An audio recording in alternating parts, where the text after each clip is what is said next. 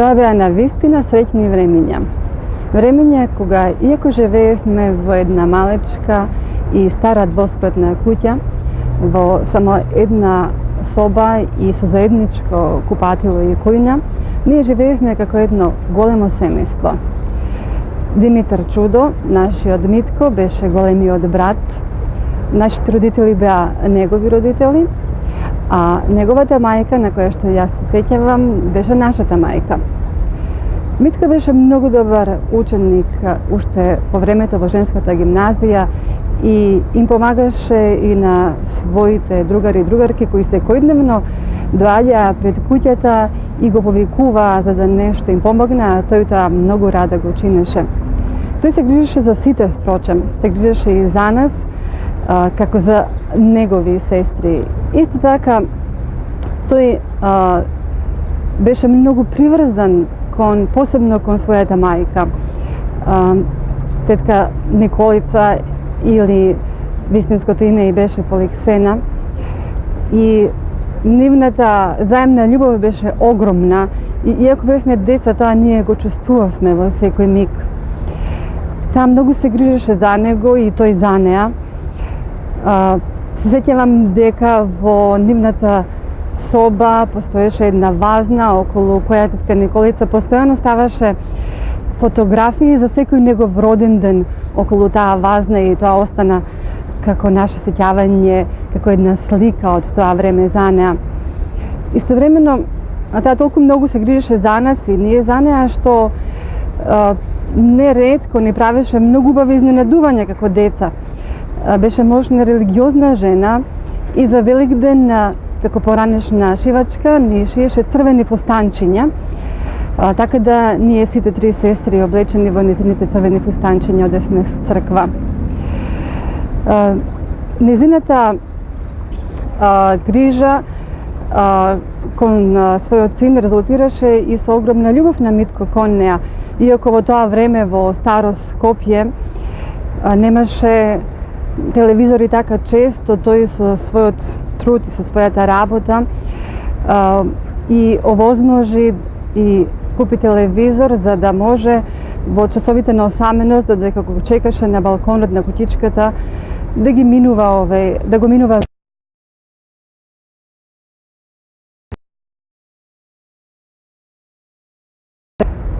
сеќавањата допираат и до оние сликички кои што говорат дека Митко многу сакаше и да спортува. Бидејќи немаше во тоа време услови за такво нешто, тој во едни тенџериња правеше цемент и од тоа правеше тегови и всушност на тој начин ја одржуваше својата кондиција. А мојата поголема сестра ми велеше дека во знак на благодарност кога таа ќе го повика, доколку некој од другарите го бараат пред куќата, тој ја креваше во вис онака војнички, што на неј представуваше големо задоволство, а истовремено тој така и спортуваше со неа. Има многу прекрасни моменти од тоа време и навистина уште од тоа време може да се каже дека се несетуваше големината на Димитар Чудо и како уметник и како голем и племенет човек. И затоа тоа беа навистина среќни времиња.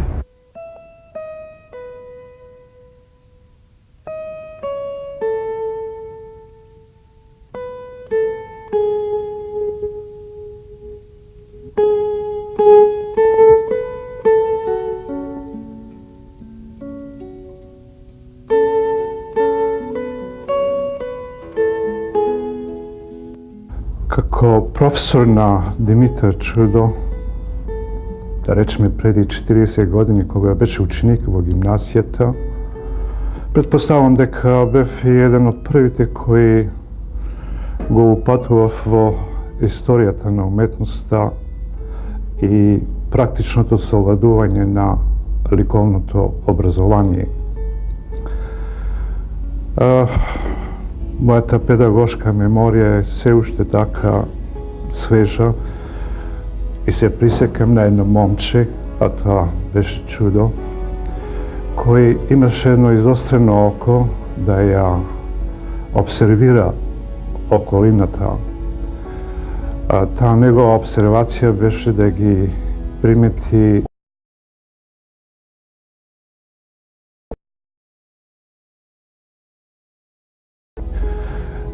изместувањата на луѓето во неговата блиска околина, кои изместувања се фактички и нешто кое се спротивоставува на некои одредени комуникацијски стандарти. И нормално, бележејќи ги сите тие изместувања, во него као ученик тогаш се присекам, се појави една потреба да тоа го регистрира, го бележи некако, а тоа беше токму преку таа практичното ликовно образование, да на белата хартија со цртеж го покаже тоа.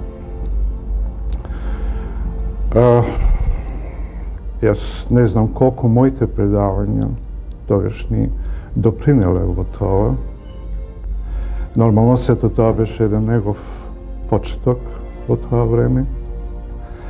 И денес имаме една оформена, изразито оформена личност која ги бележи тие изместувања, дали позитивни, дали негативни, уопште кои имаат една цел да прават корекции на оно што вирее околу нас, а тоа е карикатурата.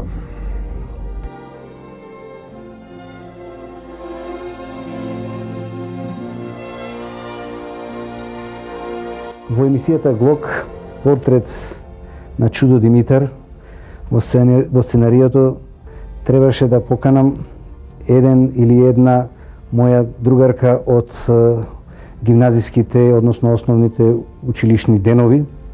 И јас се определив за сега госпоѓа Даница Бујаджиева Петрович, со која сум учел од прво оделение, преку основното оделение, гимназија, факултет технолошко-металуршки, кај што сме исто и колеги по звање инженери металурзи, па со работа во железарница, значи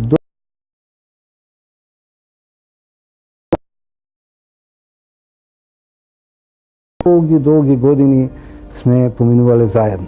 И посебно ми е драго што се озва и дојде овде во оваа емисија, Данче. Ти благодарам што ме покани во оваа твоја емисија и би се чувствувала навредена ако не би ме поканил, бидејќи толку долго време сме поминале заедно. Па, како твоја школска другарка, да евоцирам некои спомени од прво оделение па низ целото наше школување, можам да кажам дека уште од дете, од прво оделение, покажуваше особен интерес не само за цртање, што е денеска твоја определба и уметност, меѓутоа низ текот на целото школување беше одличен и математичар, и спортист, и музичар, учествуваше и во нашите музички оркестри. Меѓутоа, посебно ни беше драго што те имавме како талент во нашето училиште за цртање. Ниеден професор во средно училиште не можеше да се спаси од своите карикатури. Секој професор си имаше своја карикатура, прилика. Инаку се сеќавам дека уште од мал па до крајот на школувањето, а еве веќе и после 30 и толку години. Така, гледам си фотографии да се видат. Секаде каде што требаше да се сликаме, твоја омилена поза беше напред пред сите и испружен легнат на пат на подот, што може да се види од сликите. Значи 58 година и 90 година иста поза. Добро, сум верен значи на позата. Инаку, покрај другите твои занимања, се сеќавам и на еден ден на пролета во 55-та година, кога јас и ти заедно учествувавме и во приредбата, а потоа имавме и дефиле на плоштадот, каде што јас бев Снежана, а ти беше принцот. Значи сум бил и глумец. И глумец си бил плюс, точно така.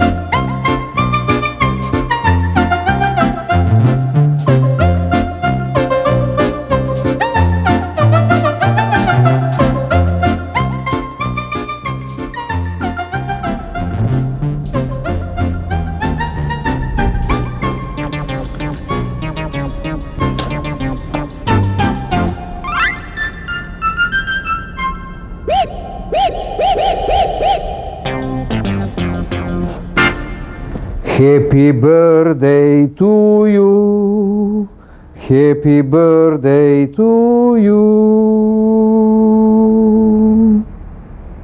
Значи сум бил и глумец. И глумец си бил, плюс, точно така.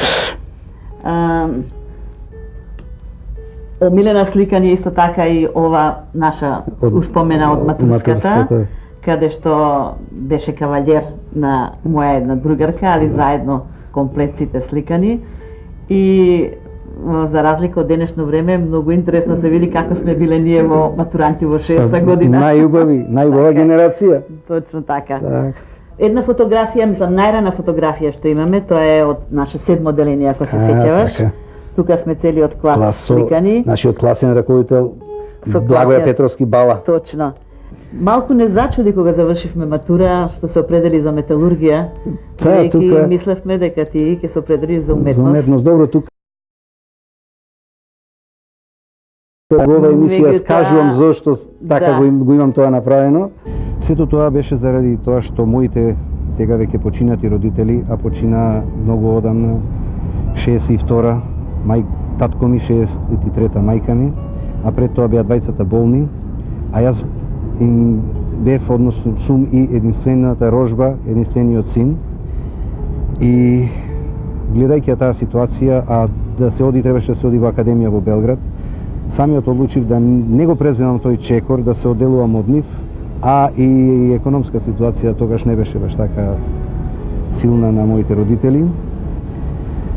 Татко ми примаше инвалидска пензија и тогаш Железарница Скопје распиша еден конкурс кој за стипендии и стипендијата моја беше што ја добив половина од инвалидската пензија што ја примаше татко. И тоа одлучи да јас студирам нешто сосема друго од уметноста и завршив инженер металург на Технолошко-металуршкиот факултет во Скопје. Потоа работев во Рудници Железница Скопје долги години на струката металургија, а истовремено од 59-та година, еве до денес активно се бавам со карикатурата, така да всушност јас уметноста и не сум ја напуштил. Само што не сум се дошколувал, доучил, што се вели, дообразувал за академски уметност. Поминавме долго време и во Железара заедно, 10 години работевме заедно. И тоа во најубавото време на Железарница. Во создавањето на Железарницата, незината изградба и тоа беа стварно убави денови, кога заедно работевме и учевме како да ја примениме знаењето од факултетот во пракса. Едно сеќавање имам од генерацијата, а тоа беше 94-та година, кога ја отворав мојата јубилејна изложба, 30 од мојот 35 годишен јубилеј, и навистина најдраго сеќавање ми е тоа што скоро сите дојдоа на отварањето на изложбата. Скоро цела генерација беа присутни таму. Тоа не смеевме ни да го спуштиме, од наша генерација да отвара самостална изложба е настан за сите нас.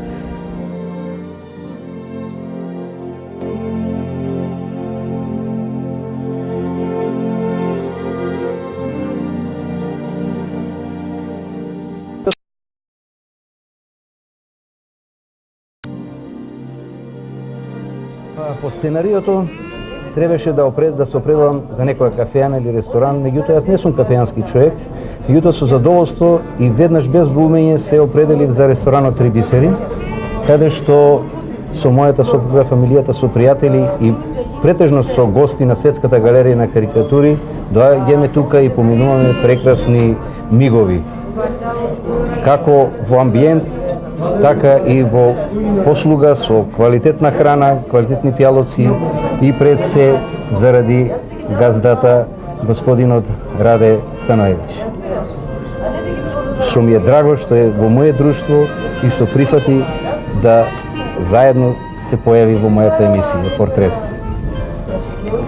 Мене ми е драго дека се одлучи морам на ти да зборам, бидејќи сме пријатели, блиски, да. Драго ми е дека се одлучи да овдека се снима ова, бидејќи си редок гостин, меѓутоа многу драг. Ти благодарам многу и ти пожелувам многу среќа и здравје и понатака многу поголеми успеси да имаш и да твориш. Димитар Чудо е присутен во македонската културна јавност последниве 30 години, работејќи како надворешен, а потоа и како внатрешен соработник во Остен. Беше присутен уште во самите почетоци на формирањето на групата Кикс, а исто така и преку Светска галерија на карикатури. Македонската карикатура има висок рейтинг во светот. Сигурно представува Скопје, односно Македонија представува центарот на светската карикатура. Скопје представува место, град, место собиралиште на карикатуристите од целиот свет, благодарејќи на Светската галерија на карикатури, место каде што се разговара за карикатурата вчера, денес и утре. Димитар Чудо е присутен во Македонија и надвор од незе, објавувајќи своји работи, своји карикатури во медиумите, учествувајќи на скоро сите фестивали за карикатура во целиот свет, каде што е добитник на повеќе меѓународни признанија. Неговиот цртеж е едноставен, без одлични детали, онолку детали кои помагаат да се истакне само хуморот, само гегот. Неговата тема е доста шаренолика, од абстрактен гег, поедовски позиции во однос на сексот, црната страна на секојдневниот живот. Неговите карикатури се најдоја на светските листови како што се парискиот угледен Le Monde, германскиот Frankfurter Allgemeine Zeitung, потоа виенскиот Die Presse, од турските познатиот Джумхуриет, на исток во Бугарија познатиот Стршел, значи тоа е една групација, потоа Квик, Пардон, специализирани листови во ова сфера, нели, во ова специфичен милје и домен на искажување. А да не заборавиме и дека на просторот на поранешна Југославија Димитар Чудо имаше исто така едно многу афирмирано место. Неговото име се спомнуваше со пиетет и со достоинство. Списанијата или дневниците од типот на Јеш, Нин и други, речиси редовно ја следа ова проблематика. Секако Димитар Чудо денес веќе може да се каже дека е еден од доајените на карикатурата во Македонија, но во исто време и едно име кое што има интернационална репутација, како и неговите неколцина колеги од македонскиот простор, кои што еве повеќе од 2 до 3 децени се речиси постојано присутни во овај медиски простор.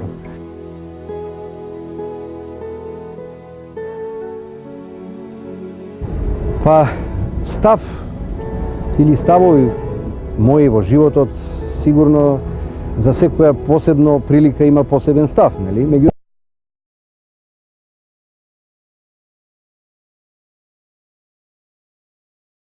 глобалниот став мој во целиот досегашен мој живот е почитување кон Господ Бог. Сега ќе речете, човеков сите се свртија кон црквата и го зборува тоа. Не, не го велам тоа само туку така, навистина од мал имам почит и љубов кон Господ и тоа сум го докажал и 1971 година на мојата венчавка со сопругата, кога сме направиле венчавка и во црква, што во тоа време беше многу ретко. А друг став во животот ми е со среќата. Зошто ние целиот живот го гледаме низ призмата на среќата, односно како ние се чувствуваме, дали се чувствуваме среќно денес, утре, задутре и така натаму, и што не чини среќни. И тука е мојот став е дека среќен човек е оној што се чувствува среќен. Зашто дали парите го чинат да биде среќен? Не. Ти колку да ги имаш, да не кажувам стари филозофии и стари мисли, дека и ни многу пари не го прават човека среќен. Други убавини од животот исто така не го прават човека среќен. Треба човекот да се чувствува среќен за да биде среќен. Јас така барем во овој досегашен мој живот се чувствувам. Убаво е да се биде во семејството на Димитар Чудо. Пред малку го видовме во улогата на дедо. Секојдневно задоволство со внукичката Ана и со неговите две ќерки. Поликсена и Емилија. Поликсена и Емилија. Едната, колку што знаме, е моден креатор. Да, магистар по мода. Да, а другата? А другата се уште е студент на економски факултет и утре обезимаме и внук. Да. Како е да се живее со Димитар Чудо? Ова е прашање за сопругата Пепи. Убаво е. Убаво е, може се каже, со еден збор. Убаво е да се живее со Димитар Чудо. Поточно доста е динамично, бидејќи тој самиот по природа е доста динамичен, доста креативен, постојано работи, црта, твори и кога нема да кога нема од тој дел на работа, мислам, од хоби, тоа што му е као хоби, професија, тој постојано нешто и во дворот работи, дома, така, значи, постојано е во движење, не мирува едноставно. Англиските сетери, као главно хоби, покрај внуката, поточно, тој ги шета постојано, се договараме, кога имам време и јас ги шетам, но најповеќе тој.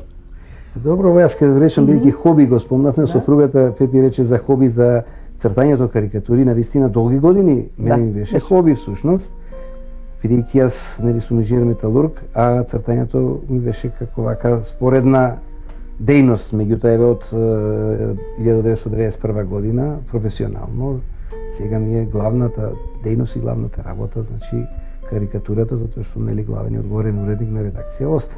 Да. И сега, например, кога би се вратил во ладна валавница во Железара, сигурно... сега прво е многу тешко нели да се врати човек таму заради... Меѓутоа, еве, нешто почнува да работи Железарница, што ме радува. Не, како би бил Димитар Чудо сега како металург? Па не знам, може би исто како и порано, нели. Тука може би ме направило да бидам ја и таква личност. Во една страна има уметничка кај мене, а од друга страна техничко лице кое сепак едни норми ги запазува во животот и во работата.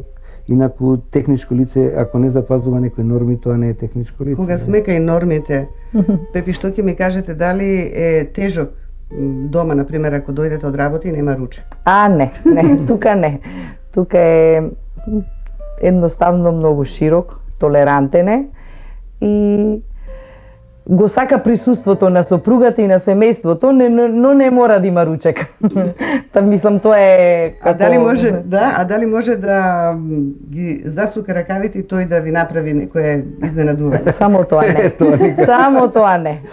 Иако долги години сум бил сам, нели се оженив на мојата 30-та година, и тогаш ретко самиот си приготвував нешто себе си. Повеќе одев од тие студентски мензи и така.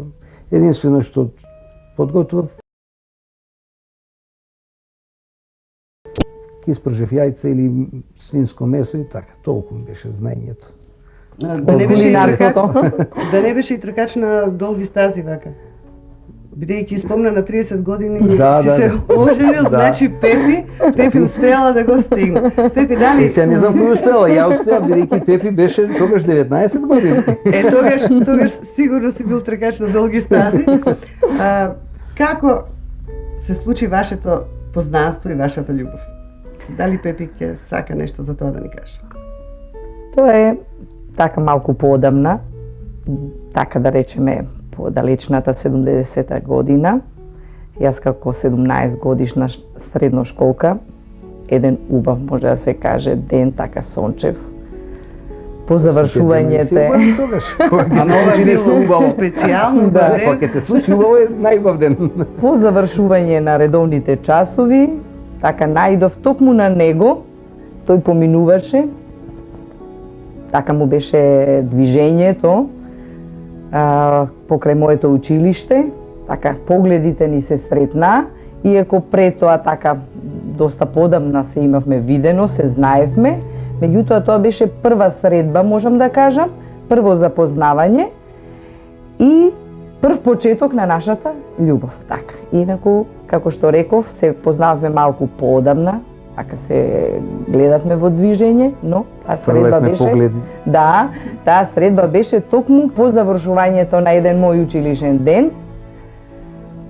Тој застана, така се запознавме и почнавме така да разговараме, како двајца млади, нели? И така почнаа нашите видувања, средби. Очигледно бил успешен во додворувањето. Дали може да се сетите на љубовната изјава на Димитар Чудо? Дали имала љубовна изјава? Па може би тука не на додворувањето, јас би рекол повеќе на појавата. Пепи спомна појавата, мислам дека појавата вака повеќе. Појавата? Да, појава мислиш на како твојата личност, појава, да. На твојата да. појава. Да не си носел тегови, зашто Зорица Костовска спомна дека си дигал тегови. Добро, тоа така. Вака, аматерски, што се вели, еве и сега на овие години, мои 56-7 веќе, никогаш професионално не сум се занимавал со спорт, меѓутоа така делувам спортски и секогаш сум во акција.